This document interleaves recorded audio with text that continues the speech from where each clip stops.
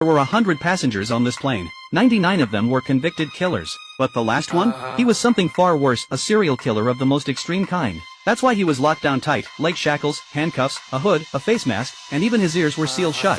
Throughout the entire flight, 3 guards kept constant watch over him, never taking their eyes off him for a second. But even with all those precautions, the killer found his opening in the dead of night. While the guards dozed off, he bit down hard and shattered one of his own teeth, then pulled out a thin wire he'd hidden inside. He got to work picking the locks. He was only halfway through when a massive explosion suddenly tore through the back of the plane, blowing a gaping hole in the fuselage. But the killer didn't even flinch, he'd known this was coming all along. Using the chaos as cover, he worked free from his restraints. By the time the guards around him snapped to attention, he'd already shed most of his bindings. There was no stopping him now. Within moments, he'd made his way to the front, snatched the keys from one of the guards, and freed himself completely. Meanwhile, the plane was falling apart. The pilot had no choice but to attempt an emergency landing. The killer stayed ice cold, methodically making his way toward the cockpit. The next instant, the plane came screaming down toward the snowy ground below.